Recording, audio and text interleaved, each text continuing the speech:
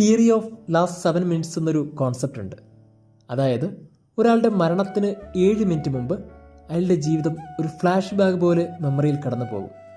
ജീവിതത്തിലുണ്ടായ എല്ലാ അനുഭവങ്ങളും, നഷ്ടപ്പെടുത്തി കളഞ്ഞ ബന്ധങ്ങളും, കൂടെയായിരുന്ന മനുഷ്യരും, ജീവിതം പഠിപ്പിച്ചു തന്ന ചില പാഠങ്ങളും എല്ലാം ഒരു ഫ്ലാഷ് ബാക്ക് പോലെ കടന്നു പോകും. യേശുവിൻ്റെ അവസാനത്തെ 7 നിമിഷം എന്തായിരുന്നു?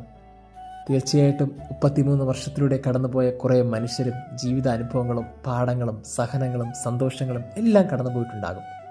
എന്നിട്ട് ആത്മനിർവൃതിയോടെ ക്രിസ്തു ആ കുരിശിൽ പറഞ്ഞു, എല്ലാം പൂർത്തിയായി. ഓർക്കുന്നത് ഇതാണ്. തീർച്ചയായിട്ടും അതേ അനുഭവത്തിലൂടെ നമ്മളും കടന്നു പോകില്ലേ? ഒരു ലാസ്റ്റ് 7 മിനിറ്റ്സ് നമുക്ക് ഉണ്ടായിരിക്കുമ്പോൾ നമുക്കും അതുപോലെ പറയാൻ പറ്റുമോ എല്ലാം പൂർത്തിയായെന്ന്?